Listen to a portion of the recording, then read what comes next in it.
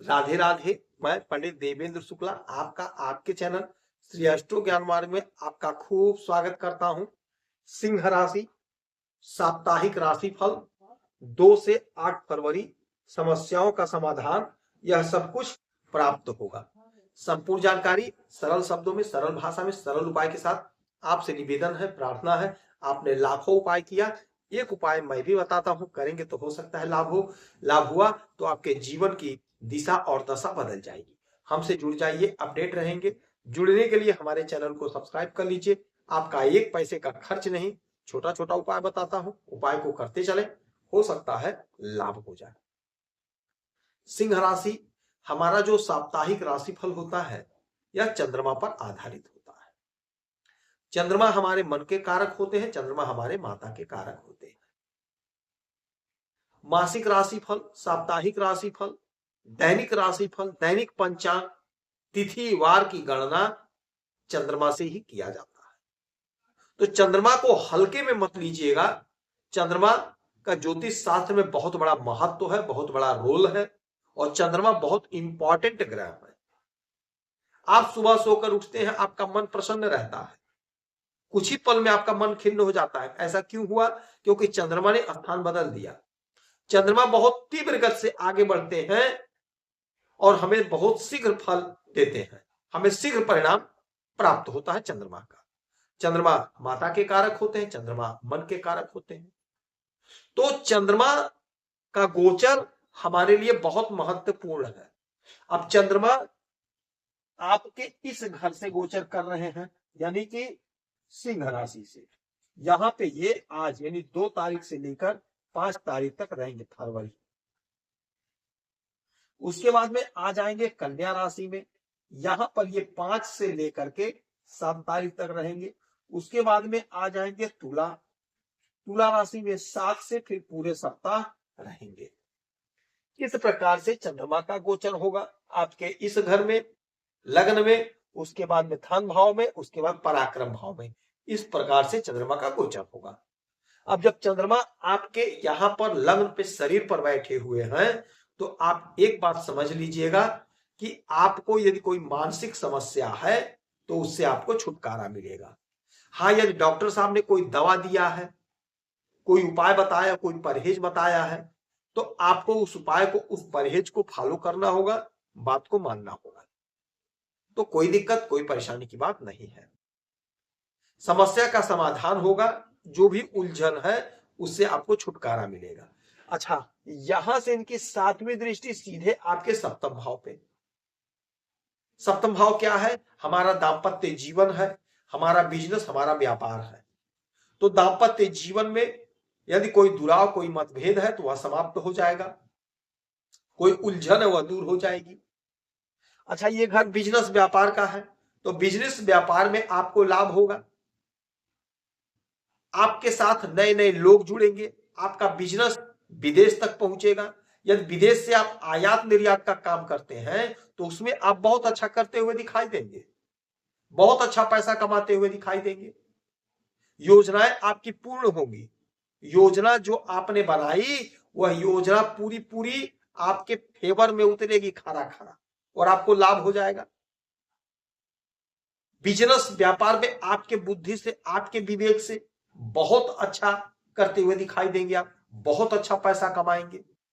आपकी योजनाएं पूरी तरह से सफल होंगी, पूर्ण होंगी।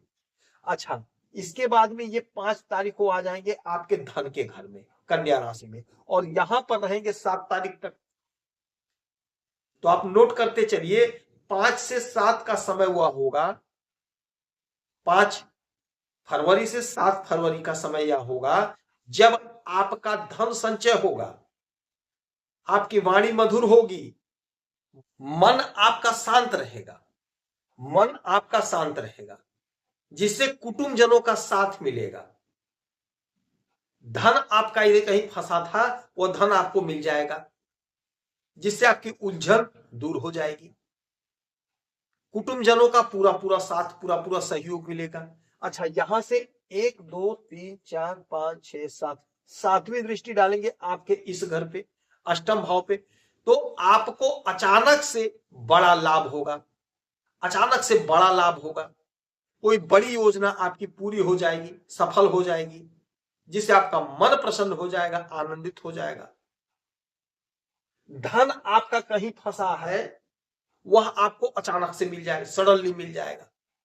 आपने नौकरी के लिए परीक्षा दिया है, इंटरव्यू दिया है, उसका परिणाम आपके फेवर में एकाएक आ जाएगा, जिससे आपके घर में हर्षोल्लास का माहौल बनेगा। तरक्की ही तरक्की होगी, सफलता ही सफलता प्राप्त होगी, क्योंकि धन आपको मिलेगा।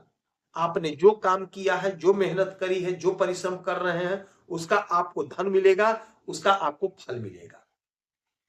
अच्छा, इसके बाद में ये आ जाएंगे तुला राशि में 7 तारीख को। फिर 7 तारीख को जब यहां पर आएंगे, फिर पूरे सप्ताह यहीं पर रहने वाले हैं। यह घर क्या है? यह घर हमारे पराक्रम का है। तो आपने कर्म किया, आपने मेहनत करी, तो उसका फल आपको मिलेगा, यानी आपका पराक्रम बढ़ेगा। सोसाइटी में, समाज में आपकी कीर्ति होगी, कीर्ति बढ़ेगी, आपकी उन्नति होगी। जो आपका उलझन था वह उलझन दूर हो जाएगा, जो आपका समस्या था वह समस्या दूर हो जाएगा, समस्या का हल निकल जाएगा, आपका कद, आपका पद, आपका प्रतिष्ठा बढ़ेगा।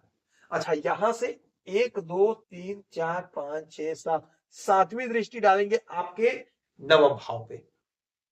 नौवां घर क्या है? हमारा भाग्य है, और भाग्य के घर में चंद्रमा की दृष्टि का मतलब हुआ भाग्य का जोरदार साथ।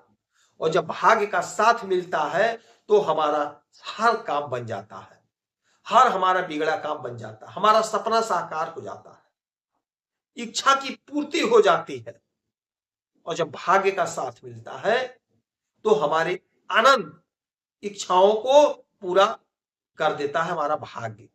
तो अब आपका भाग्य साथ देगा, आपकी जो भी उलझन, जो भी समस्या है, उसमें आपको लाभ मिलेगा, यानी उलझन समस्या दूर हो जाएगी।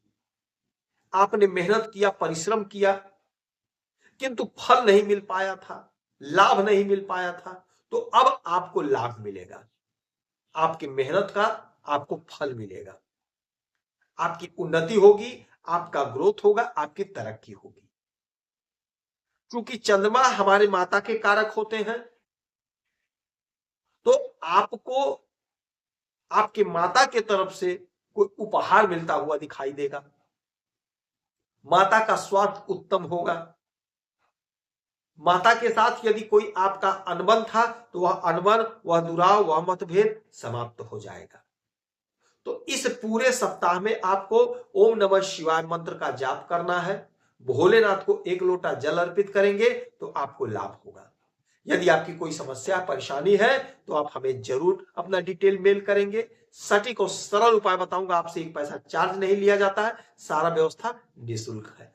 आप खुश रहें, हैप्पी रहें, यही हमारी प्रार्थना है। जय श्री राधे।